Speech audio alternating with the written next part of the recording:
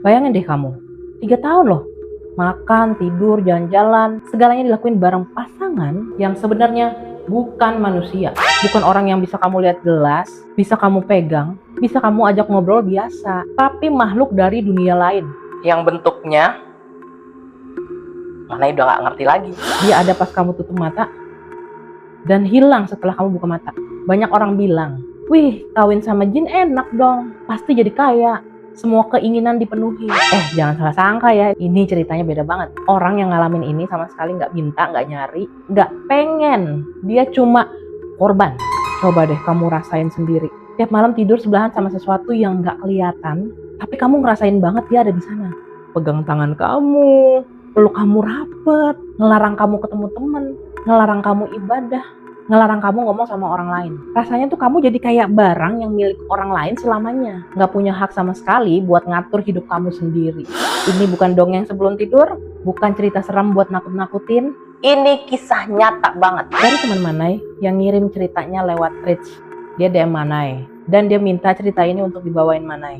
Katanya ceritanya udah diceritain juga sama teman-teman YouTuber yang lain. Tapi dia mau Manai untuk ceritain hal ini. Dia ini mau cuma satu hal aja. Hidup biasa kayak orang lain, jadi manusia biasa. Dia sering nanya nih sama dirinya, Kenapa aku yang dipilih? Aku gak ngelakuin salah apa-apa loh.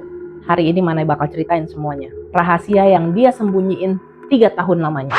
Yang hampir bikin dia gila, hampir bikin dia nyerah buat hidup, hampir bikin dia gak percaya sama Tuhan lagi. Dengerin baik-baik ya.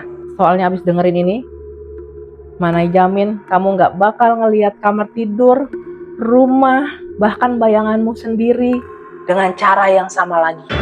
Jadi ini ceritanya bermula sekitar 4 tahun yang lalu. Kita sebut saja teman Manai ini namanya Rina. Waktu itu umur Rina 24 tahun. Dia cewek yang biasa banget, kerja kantoran di Bandung, suka ngumpul sama teman-teman, rajin ibadah. Gak ada riwayat aneh-aneh gitu di keluarganya. Gak ada yang pernah diganggu hantu, gak kayak Manai. Gak ada punya urusan sama hal gaib. Semuanya biasa aja. Nah, semua ini berubah pas dia pindah ke kontrakan kecil di daerah Cibadak, Bandung. Alasannya simpel banget. Sewanya murah, tempatnya bersih, pemiliknya juga ramah banget. Pas baru masuk nih, dia ngerasa ada yang aneh dikit. Tapi dia gak mikir macem-macem. Dia bilang gini, kok ruangan ini dingin banget ya? Padahal ini lagi siang-siang, matahari tuh lagi terik-teriknya. Panas banget di luar, tapi di dalam rumah tuh rasanya kayak dingin aja gitu. Kayak ada angin es. Coba kalau kamu dekat ke kulkas itu kamu rasain deh. Nah tuh angin-anginnya agak-agak angin es gitu. Dingin. Tapi si Rina ini cuma mikir, mungkin temboknya yang tebel banget. Jadi gak ada tuh cahaya matahari masuk yang nembus tembok gitu sampai bikin panas. Ya udah, akhirnya dia biarin aja. Seminggu, 2 minggu lewat, hal-hal kecil mulai terjadi. Awalnya sepele banget, sampai dia ngiranya dia sendiri yang lupa atau ceroboh. Misalnya, baju dalam yang baru dia beli, baru dipakai sekali. Besoknya hilang, gak ketemu. Dicariin kemana-mana gak ada. 2 hari kemudian, nongkrong tuh gantung di pohon depan rumah. Terus kadang dia sendirian di rumah. Tiba-tiba si Rina ini dengar suara langkah kaki yang jalan-jalan di ruang tengah. Atau dia dengar ada orang ngobrol di kamar sebelah. Padahal dia satu-satunya orang yang tinggal di kontrakan itu. Tetangganya juga lagi gak ada di rumah. Kok bisa? Rina mikirnya dia capek kerja, kebanyakan pikiran, mulai deh tuh halusinasi. Dia juga malu ngomong sama orang, takut dikira orang gila atau kebanyakan nonton film horor. Akhirnya si Rina ini pendem aja nih perasaannya. Sampai satu malam yang benar-benar bikin dia kaget parah. Waktu itu dia bangun malam buat sholat tahajud. Lagi sujud gitu, tahu-tahu dia ngerasa ada yang ngeliatin dia dari belakang. Aduh. Pas dia nengok pelan-pelan, nih dia nengok, ada bayangan hitam tinggi banget berdiri persis di belakang dia. Diam aja gitu nggak gerak. Dia langsung kaget banget, auto lompat berdiri. Pas lihat lagi, ya udah nggak ada siapa-siapa. Tapi dia dengar ada suara, kedengaran jelas banget di telinganya. Kayak orang lagi bisik di sebelah telinga gitu. Kamu milikku. Kamu bakal jadi istriku. Gak ada yang bisa ambil kamu. Wadaw, dia panik parah, langsung kabur keluar kamar, baca ayat-ayat kursi, spot tenaga, keringat dingin keluar semua. Malam itu dia benar-benar bingung, takut, campur aduk rasanya. Dia mikir, siapa sih yang ngomong gitu? Orang jahat masuk ke rumah apa gimana sih? Gak ada orangnya. Dia sama sekali gak nyangka tuh, yang ngomong itu bukan manusia, tapi jin yang udah ngamatin dia dari dulu banget. Kalau menurut Manai sih, kalau udah bayangan hitam tinggi besar gitu, ya sih gondrong gitu ya. Males banget. Ternyata jin itu ngikutin Rina sejak dia masih kecil. Astaga, katanya dia suka sama Rina dari dulu, nungguin Rina tumbuh besar. Terus pas Rina pindah ke kontrakan yang emang udah terkenal ada gangguan gaibnya, dia mulai pede nih si Jin ini berani buat nunjukin keberadaannya. Edan. Rina nyoba pindah kontrakan lagi akhirnya, tapi hasilnya sama aja. Kemanapun dia pergi, kemanapun dia tinggal, hal aneh-aneh itu selalu ada. Si Rina ini akhirnya cerita ke orang tua, ke teman deket, tapi nggak ada yang percaya. Semua bilang, kamu kebanyakan pikiran deh, kurang tidur kayaknya. Rina akhirnya ngerasa sendirian banget, nggak ada tempat lari, nggak ada yang ngertiin dia. Terus akhirnya Jin itu ngasih tahu sesuatu yang bikin Rina tuh kayak hancur banget, hancur lebur banget. Dia bilang, kita udah nikah secara gaib loh. Kamu udah jadi pasangan aku. Gak boleh ada manusia lain yang deketin kamu. Gak boleh ada yang sayang sama kamu selain aku. Kalau kamu berani ngelawan atau nyoba ninggalin aku bakal nyakitin orang-orang yang kamu sayang. Orang tuamu, teman-temanmu, semuanya. Lagi Lenny Jin. Ada-ada aja dia. Di situ Rina sadar banget. Dia bukan cuma diganggu doang. Dia terikat, dipaksa. Nikah sama Jin sesama jenis. Wah, kacau. Tanpa dia minta, tanpa dia mau, tanpa dia tahu caranya. Gak ada cara buat dia ngelawan saat itu. Gila nih Jin LGBT kacau. Rina ngomong gini, aku waktu itu benar-benar takut banget. Rasanya aku mau mati aja kak. Aku ngerasa terkurung, gak ada jalan keluar. Aku mau ngelawan tapi takut dia nyakitin orang tuaku. Aku mau cerita tapi gak ada yang percaya. Rasanya tuh aku kayak jadi tawanan di tubuhku sendiri. Gak punya hak apa-apa. Padahal kan aku gak ngelakuin apa-apa kak. Gak cari hal-hal begini. Kenapa aku yang dapat nasib begini? Oh no. Ini mana yang sedih. Ini mana yang sedih banget asli. Karena ketika kamu ada di posisi Rina, kamu gak bisa ngomong sama orang lain. Gak bisa ngomong sama orang tua kamu. Kalau kamu diganggu itu rasanya kayak ya itu benar-benar stres banget. Oke, balik lagi. 3 tahun itu masa yang paling kelam dan menyiksa banget buat hidup Rina. Bayangin aja kamu dia hidup di rumah sendiri tapi rasanya kayak di penjara. Gak ada kebebasan sama sekali. Semuanya harus nurut apa kata si Jin itu. Kalau dia mau pergi main ke rumah teman, kerja lembur, atau mau ke masjid buat ibadah. Tiba-tiba badannya tuh terasa berat banget. Kayak ada yang nindih. Sakit kepala parah sampai matanya berkunang-kunang. Keterlaluan ini Jin, asli. Kalau ada Manai, gila Manai sumpah-sumpahin, asli. Kesel banget Manai ini. Bahkan Rina sering pingsan tiba-tiba. Itu caranya si Jin itu ngelarang Rina pergi. Biar dia tetap di rumah aja di bawah pengawasannya. Lagi-lagi nih si Jin. Aduh. Baju apa yang boleh dipakai, rambutnya harus diatur gimana, makanan apa yang boleh dimakan. Semua ditentuin sama si Jin. Gelo. Kalau Rina pakai baju yang dia suka sendiri nih, besoknya baju itu pasti hilang. Atau tiba-tiba robek gak tahu kenapa. Wah. Gak boleh ngobrol lama sama siapa aja. Cewek maupun cowok. Posesif abis. Kalau dia teleponan sama teman kelamaan, abis itu pasti badannya ada yang memar-memar gitu tiba-tiba. Sakit banget rasanya. Kayak abis dipukulin. Padahal gak ada orang yang nyentuh dia sama sekali. Wah, kacau nih Jin. Gila, ini Jinnya NPD abis. Tiap malam tidur dia pasti ngerasa ada yang tidur di sebelah dia. Peluk dia rapet banget. Oh Tuhan, sampai dia gak bisa gerak. Keterlaluan. Rina nih bisa ngerasain nih badannya tuh panas dipeluk si Jin ini. Terus beratnya ketika si Jin ini mungkin nindih atau gimana gak ngerti. Terus kayak ada nafas halus yang kedengeran di telinganya. Tapi pas dia buka mata nyalain lampu, gak ada siapa-siapa. Kosong banget. Kadang nih si Jin ini muncul juga dalam wujud manusia. Gila. Katanya nih Jin ini cewek yang cantik banget. Rambutnya panjang, pakai baju adat jadul gitu. Mukanya tajam. Tapi ngomongnya lembut banget, bikin merinding dengerinnya. Dia bilang dia itu keturunan Jin yang kuat banget. Udah hidup ratusan tahun. Gak bakal ngelepas Rina sampai kapanpun. Ada gila-gilanya. Tapi nih ya, kejadian ini juga kejadian ini juga terjadi di Manai. Cuma Manai gak akan bahas di sini. Kalau yang namanya Jin, setan, entah siapalah mereka itu yang kelihatan di depan mata kita berwujud manusia, entah cantik, ganteng, itu aslinya jelek banget di dunia mereka ya. Catat ini. Nah, Rina udah coba segala cara buat lepas dari situasi ini. Dia udah ke orang pintar, ke ustadz, ke tempat pengobatan alternatif, semuanya dia coba. Tapi ada yang nolak bantu karena takut sama kekuatan si Jin itu. Ada juga yang nyoba ngobatin, tapi hasilnya nggak mempan. Tiap kali proses pengobatan atau ruqyah nih, jadi si Rina ini di ruqyah, Rina pasti ngerasa sakit banget sampai teriak-teriak. Badannya kadang-kadang tiba-tiba terangkat sendiri dari kasur. Kalian kalau nonton film-film horor sekarang ya hampir mirip-mirip kayak gitu. Serem ya. Barang-barang di ruangan pada jatuh dan terlempar nggak tahu kenapa. Ya karena si jin itu marah. Udah pasti. Terus tiba-tiba mulut Rina ngomong pakai nada yang bukan suara Rina. Oke, Rina kesurupan. Suara yang berat dan marah banget. Dia milikku. Jangan ada yang berani ambil dia. Kita udah nikah sah. Menurut caraku. Siapa yang berani pisahin kami, aku bakal bunuh dia. Nyakitin dia sekeluarga. Wah, Jin ini punya dendam kesumat sih asli. Ini hasratnya parah banget coy. Orang yang lihat kejadian itu sampai pada mundur ketakutan. Sadar mereka kalau ini bukan gangguan biasa. Ini ikatan yang kenceng banget. Susah banget buat diputus kalau nggak pakai cara yang benar dan iman yang kuat. Lama-kelamaan ini si Rina jadi putus asa banget. Dia sering mikir, apa aku harus hidup begini selamanya ya? Gak bakal nikah sama manusia. Gak bakal punya anak. Gak bakal bisa hidup bebas kayak orang lain. Apa ini emang nasibku ya yang gak bisa diubah? Aduh. Speechless mana? Dia jadi makin pendiam, gak mau ngumpul sama teman, sering bolos kerja. Hidupnya cuma di rumah aja nurutin apa kata si Jin. Si Jin. Badannya makin kurus banget, mukanya pucet terus, matanya kelihatan capek dan sedih banget. Orang tua sama saudaranya pada heran lihat perubahannya. Tapi nggak ada yang tahu sebenarnya apa yang terjadi. Rina nggak berani cerita, takut mereka jadi sasaran amarah si jin ini. Aku rasanya waktu itu kayak mayat berjalan, Kak. Aku punya badan, bisa ngomong, bisa jalan. Tapi rasanya jiwaku itu dikurung sama dia. Kadang tuh aku kepikiran buat nyerah aja.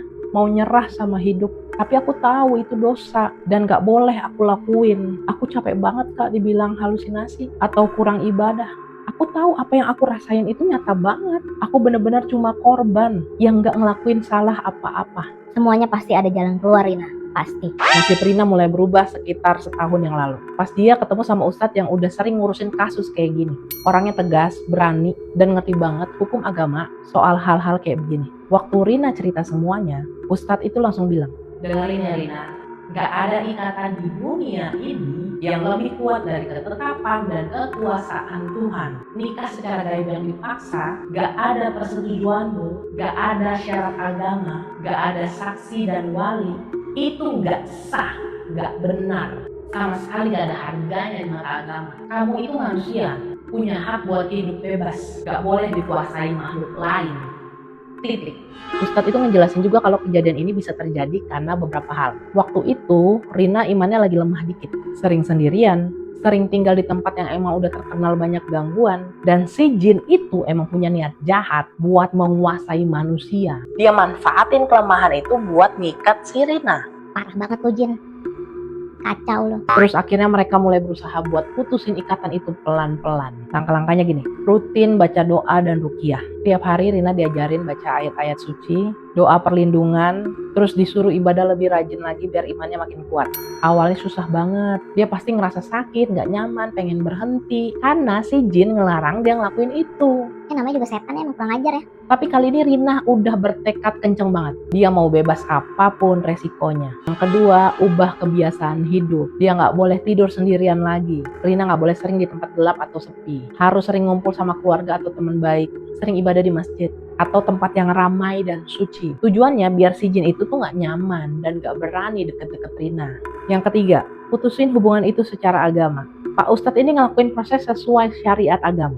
Ngomong tegas ke si jin ini, nyuruh dia pergi, lepasin Rina, gak boleh ganggu atau dekatin lagi selamanya. Kalau dia berani melawan atau ngelanggar, dia bakal kena sanksi dan hukuman dari Tuhan. Selama berbulan-bulan proses itu pun jalan, gak gampang sama sekali. Sering banget Rina ngerasa si jin itu datang lagi, ngancem, nakut-nakutin. Bahkan si jin ini ngejanjiin hal-hal enak, kayak dikasih harta banyak, bakal dimanjain terus kalau Rina mau nurut lagi. Tapi kali ini Rina gak takut, gak mau ngalah lagi. Dia sadar banget, aku manusia, aku punya hak, aku punya Tuhan yang melindungiku. Gak ada makhluk yang berhak ngatur hidupku. Ini sebenarnya kata-kata ini pun mana ditujukan pada makhluk-makhluk NPD di luar sana, bukan hanya jin aja, bukan hanya setan aja. Tapi manusia kayak setan juga banyak. Pelan tapi pasti. Gangguan-gangguan itu makin lama makin jarang dan makin berkurang. Alhamdulillah ya, barang-barang nggak hilang-hilang lagi, suara-suara aneh nggak kedengeran lagi, perasaan diawasi terus itu perlahan-lahan hilang dari dirinya. Rina mulai bisa tidur nyenyak lagi, berani pergi kemana aja, senang ngumpul sama temen lagi, mukanya makin cerah dan sehat lagi kayak dulu. Sekarang Rina udah bebas sepenuhnya. Si jin itu udah nggak pernah datang, nggak pernah ganggu, nggak pernah nampakin diri lagi. Rina sekarang hidup tenang, kayak orang biasa. Si Rina ini akhirnya bersyukur banget karena dia bisa dapetin kebebasan yang selama ini dia perlukan gitu ya, dan dia susah payah buat mendapatkan itu. Rina bilang, waktu sadar aku benar-benar bebas, rasanya kayak bangun dari mimpi buruk yang panjang banget. Aku nangis ngejar, seneng banget kak, gak nyangka aku bisa lepas dari itu semua. Aku sadar dulu aku salah banget karena kebanyakan diam, kebanyakan takut, gak berani minta bantuan orang yang benar. Buat kamu yang mungkin ngalamin hal yang sama, atau ngerasa ada yang aneh sama diri dan rumahmu, jangan diem aja, jangan merasa bersalah, jangan menganggap itu nasibmu. Kamu berhak bebas. Kamu bisa ngerasa aman lagi kalau kamu berusaha dan minta pertolongan sama Tuhan dan sama orang yang benar. Karena pertama kali mana yang bisa merasakan, bisa melihat, bisa mendengar apapun itu, mana yang langsung ngasih tahu orang tua mana. Mana yang nggak diem, karena mana perlu perlindungan. Itu loh teman-teman. Dari cerita Rina ini sebenarnya ada banyak banget hal penting yang sering kita sepelein. Padahal ini bahaya banget loh. Manai bakal share ke kamu supaya kamu gak ngalamin hal yang serupa. Jangan anggap remeh hal kecil. Kalau di rumah sering barang hilang, sering dengar suara aneh, sering ngerasa gak nyaman, atau ada yang ngeliatin, jangan diam aja. Itu seringkali tanda awal ada gangguan. Segera cari perlindungan, baca doa, atau minta bantuan orang yang ngerti, biar gak makin parah. Mana pernah kehilangan sisir 3 bulan di mobil, sisirnya hilang, tapi ketemu lagi di tempat yang sama. Ya, gangguan-gangguan kecil kayak gitu udah sering banget Manai alami, makanya Manai share ya hal ini. Yang kedua, nikah goib atau nikah gaib yang dipaksa itu enggak sah. Jangan percaya mitos atau omongan orang yang bilang kalau nikah sama jin itu bakal dapat keuntungan apa-apa. Nikah yang benar itu harus ada persetujuan sukarela dari 2 orang, ada saksi, ada wali, sesuai aturan agama dan hukum. Kalau dipaksa, ditipu, atau dilakukan sama makhluk lain, itu nggak ada gunanya. Malah bawa sial dan penderitaan aja. Yang ketiga, iman dan doa itu adalah pelindung utama. Jin sama makhluk halus itu sebenarnya takut banget sama Tuhan. Takut sama ayat-ayat suci, takut sama orang yang imannya kuat dan berani. Jangan pernah ngerasa sendirian atau nggak berdaya. Selama kamu berusaha dan minta perlindungan Tuhan, Dia bakal nolongin dan jagain kamu. Karena itu memang terjadi di Manai pula. Di saat iman Manai lemah, mereka gampang banget nih datang nih, gampang banget ngasih unjuk muka. Tapi waktu itu karena Manai masih kecil ya, masih ABG gitu, masih ABG. Jadi ya imannya juga lagi mulai ditumbuhin gitu, cuma masih belum kuat. Jadi kadang masih takut, tapi sekarang udah tebas aja. Yang keempat, hati-hati sama tempat tinggal. Sebelum kamu pindah ke rumah baru, kontrakan, atau tempat menginap lain, jangan lupa baca doa perlindungan dan minta sama Tuhan biar tempat itu aman, bersih, dan gak ada gangguan. Kalau pas baru masuk udah ngerasa gak enak atau ada yang aneh, mending pikir-pikir lagi atau segera cari cara buat bersihin tempat itu. Ini yang terakhir, jangan sengaja cari hal-hal gaib. Banyak orang sekarang yang mau kaya instan, Kayak mie instan gitu cepat, ya kan? mau gampang dapet jodoh, atau mau punya kekuatan terus nyoba-nyoba hubungin dunia lain, mainin jimat, atau ke dukun. Ingat baik-baik, semua hal yang didapat lewat cara yang gak benar, pasti bakal ada bayaran yang jauh lebih berat dan menyiksa kayak yang dialami Rina. Ceritanya Rina ini mengingatkan kita banget kalau dunia kita ini gak cuma ada manusia sama benda yang bisa kita lihat aja, tapi ada juga dunia lain yang gak kelihatan tapi ada di sekitar kita. Kita harus tetap hati-hati, jagain diri kita, jagain iman kita, dan selalu minta dijagain sama Tuhan biar terhindar dari bahaya apa saja. Gemes tuh kadang Manai sama jin-jin kurang ajar kayak gini. Sekarang Rina hidupnya udah tenang banget, dia udah bisa senyum lagi, udah ketawa lagi, ngelakuin hal yang dia suka, ketemu teman, kerja dengan tenang, semuanya udah biasa lagi kayak orang-orang. Tapi luka dan pengalaman itu gak bakal bisa dia lupain selamanya. Dia mau cerita semuanya ke kita, biar gak ada orang lain yang nasibnya sama kayak dia. Biar semua makin hati-hati dan tahu kalau hal begini ini nih emang beneran ada dan bisa kejadian ke siapa aja. Dia pesan gini ke kita, aku emang korban, gak minta, gak nyari, gak pengen semua ini kejadian, tapi aku berani melawan, berani nyari bantuan. Dan akhirnya aku bisa bebas. Kalau aku yang dulu orangnya takut banget aja bisa lepas, apalagi kamu. Kamu yang ngalamin hal yang sama kayak Rina, kamu pasti bisa lepas lebih bagus lagi. Udah dikasih tahu nih ceritanya Rina kayak gini. Oke teman-teman yang mungkin lagi ngalamin hal yang sama kayak Rina, dengerin pesannya Rina tadi. Ingat ya teman Manai, gak ada manusia yang pantas jadi tawanan makhluk apa aja selain manusia. Oke? Gak ada manusia yang harus hidup dalam ketakutan dan penderitaan yang gak perlu. Kalau kamu atau orang terdekatmu ngerasa atau ngalamin hal yang aneh, yang bikin gak nyaman, yang bikin sakit badan atau pikiran, jangan diem aja. Gemes mana ini? Jangan malu buat cerita dan minta bantuan. Segera cari orang yang benar, orang yang ngerti agama dan bisa dipercaya buat bantuin kamu. Oke? Cerita Rina ini sebenarnya masih banyak banget hal yang gak bisa Manai ceritain semuanya. Karena terlalu seram dan terlalu berat buat diingat lagi. Tapi satu hal yang pasti, ini ngajarin kita kalau kekuatan terbesar buat ngelawan hal jahat apa aja itu ada di dalam diri kamu, di imanmu, dan di kepercayaanmu sama Tuhan. Apapun agamamu, apapun kepercayaanmu, serahin sama Tuhan, biar kamu jauh dari hal-hal gaib kayak gitu. Hal-hal yang gak masuk akal, yang ngegangguin kamu. Oke? Kira-kira nih, teman Manai, kalau ada di posisi Rina, apa yang bakal kamu lakuin? Berani nggak kamu ngelawan dan nyari jalan keluarnya? Tulis pendapatmu di kolom komentar ya. Dan kirim cerita ini ke teman-temanmu biar mereka juga tahu dan hati-hati. Siapa tahu cerita ini bisa nyelamatin orang lain dari nasib yang sama kayak Rina. Jangan lupa like, share, subscribe Manai Berkisah supaya kamu tidak ketinggalan cerita-cerita seram lainnya. Kalau kamu punya cerita lain yang lebih seram, silahkan kamu ceritain ke Manai. Nanti Manai ceritain lagi di Manai Berkisah. Terima kasih sudah menonton. Manai pamit, undur diri.